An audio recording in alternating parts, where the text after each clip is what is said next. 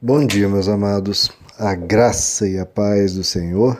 Eu sou o pastor Rômulo Pereira, da Igreja Batista Palavra da Graça, e hoje nós vamos estudar o Evangelho segundo João, capítulo 16, verso 9, que diz: do pecado, porque os homens não creem em mim. Bom, queridos, aqui continuando o verso anterior, que Jesus está explicando qual será a ação do Espírito Santo em todo o planeta, em todo o ser humano. E a ação, como nós temos falado, não é rodopiar pessoas, não é cair no chão, não é fazer pirotecnias. Mas a principal ação do Espírito Santo é convencer o ser humano do pecado, da justiça e do juízo. Nós brevemente explicamos esses 3 pontos, pecado, justiça e juízo, na mensagem anterior, e hoje vamos dar prosseguimento com mais detalhes. Bom, então ele vem para convencer, no verso de hoje, do pecado. Ou seja, vem convencer o ser humano da existência do mal, ou seja, que é chamado aqui de pecado, da responsabilidade do ser humano nesse mal que se espalha no mundo, né, que não é algo meramente social ou algo etéreo. Não, há uma responsabilidade de cada indivíduo.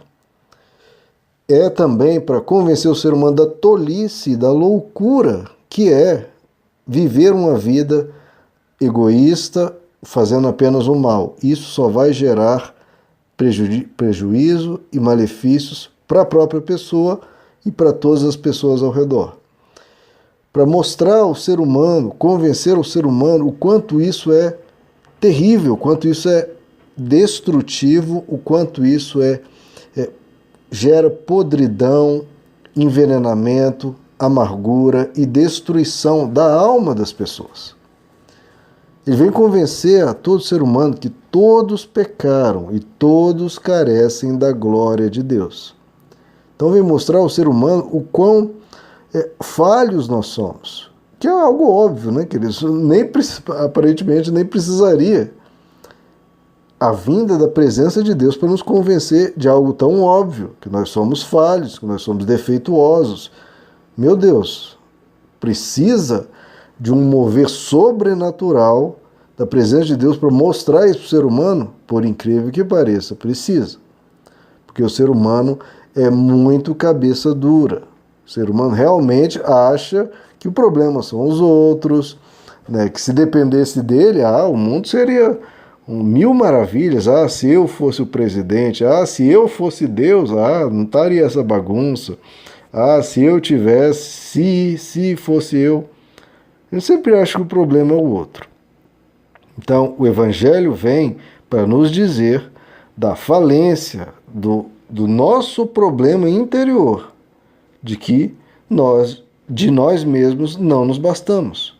Nós precisamos dele para nos reerguer, precisamos dele para permanecer e precisamos dele para crescer. Nós precisamos de Deus. Há um problema, não apenas no mundo inteiro, mas há um problema em cada um de nós. E a solução não é reclamar, a solução não é murmurar, a solução é Deus. Nós precisamos dele para sanear, para limpar, para proteger a nossa mente e o nosso interior. Nós precisamos saber que a maldade existe e que nós fazemos parte desse problema. O problema não é, como já expliquei, o outro. E com isso nós temos que buscar uma solução, e uma solução que está fora de nós e que está naquele que é a fonte, que é o fundamento de toda bondade, que é Deus. Nós precisamos, que é a mensagem do Evangelho, de um Salvador. Nós precisamos que Ele nos ajude. Nós precisamos que Ele nos transforme, que Ele nos ensine o caminho da vida. Mas o que Jesus diz? Mas eles não acreditam. Não acreditam nessa obviedade. Tudo isso que eu estou falando aqui é óbvio. Meu Deus do céu. Né? Aparentemente nem precisaria de uma revelação. Isso é óbvio. Mas o ser humano, tão cabeça dura, Deus revela, Deus envia a presença dele. Por quê? Porque Jesus diz, precisa enviar o Espírito Santo para convencer do pecado, porque eles não estão crendo em mim. Então há uma incredulidade generalizada no ser humano em relação às coisas óbvias da vida, né? E a incredulidade, sim, faz parte de toda a nossa decadência, de todos os nossos problemas. Porque se todo mundo cresce nos princípios, nos valores de Deus, que são valores universais, não é algo, uma religião pensa uma coisa tão estranha, né? O evangelho é algo tão estranho. Não, são todas coisas óbvias. Fazer o bem ao próximo, amar ao próximo, ter compaixão, ter misericórdia, fazer o bem, cuidar das pessoas, se importar, é tudo óbvio. Não é algo, né, que não é algo muito estranho. Não, é algo universal. Não é algo de uma cultura. Não, é algo universal que todos, de todas as nações, todas as etnias, de todas as culturas deveriam abraçar. Mas há uma incredulidade. Então veja só, diante da incredulidade do ser humano, diante de toda essa problemática, o que Deus faz? Deus dá a nós uma criação esplêndida, uma natureza esplêndida, como uma manifestação expressa da existência de um Criador. Assim como uma bela pintura, quando você vê uma bela pintura, uma exposição, aquilo atesta a existência de um grande pintor. Então, a existência de uma criação com essa sabedoria toda, com essa beleza toda, com essa grandeza toda, nos aponta para a existência óbvia de um Criador. Isso adiantou? Não, porque não creem em mim. É incredulidade. Meu Deus, é Deus assim, caramba, né? Então o que eu posso fazer? Então o que Deus fez? Deus se deu ao trabalho de vir em pessoa, vir pessoalmente para falar diretamente ao ser humano. Ele veio, saiu da sua glória, tomou forma de servo e veio falar ao ser humano, ao teimoso do ser humano. Manifestou-se, demonstrou a sua grandeza, tanto em sabedoria, quanto em virtudes, quanto em bondade, quanto em amor, quanto em milagres, quanto em poder, de todas as formas possíveis e pensáveis e imagináveis, Jesus demonstrou ser quem ele era. O que fizeram? Não creram em mim. Que esse verso diz, não creram em mim.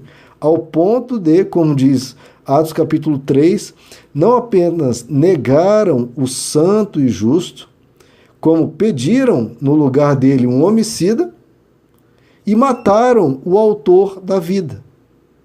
Olha que loucura. O ser humano, claro, a gente não vai dizer que é apenas os judeus daquela época, não, o ser humano, na sua revolta contra Deus, na sua rebelião, ele matou o autor da vida. Tem coisa mais louca que isso? E pediu em troca um homicida, Barrabás. Então veja, é impressionante a dureza de coração do ser humano. E isso a gente vê, é fácil. Eu fico impressionado o quanto as pessoas dão de ombros aos ensinos que eu já expliquei, tão óbvios, tão lindos, tão maravilhosos do Evangelho. E isso você vê, basta ler os Evangelhos, o que nós lemos? Quem mais se revoltou contra os ensinos de Jesus? Quem mais se rebelou contra o que Deus, na pessoa de Cristo, dizia? Quem mais se rebelou? Foram os corruptos? Foram as prostitutas? Não, foram os religiosos. Os religiosos foram os que mais se revoltaram, mais perseguiam, mais atacaram e, por fim, levaram Jesus à morte. Então você vai falar de perdão, vai falar de liberdade, vai falar de acolher os fracos, vai falar de ajudar as pessoas, de ser tolerante, de não acusar, mas ter compaixão do pecador, ajudando. Os que vai mais gerar revolta são nos religiosos. Eles mataram Jesus, se viesse hoje, de novo fariam. Então, Jesus veio, o que aconteceu? Não creram em mim. Então, o que Deus faz diante disso? A criação não adiantou. A vinda em pessoa não adiantou. Jesus teve várias parábolas que ele contou mostrando isso. Então, o que ele faz? Como uma última e máxima alternativa. Ele envia a própria presença dele, que a gente chama do Espírito Santo, para, a partir de dentro do ser humano, ou seja, falando na consciência do ser humano, tentar despertá-lo de alguma forma, tentar despertá-lo por dentro.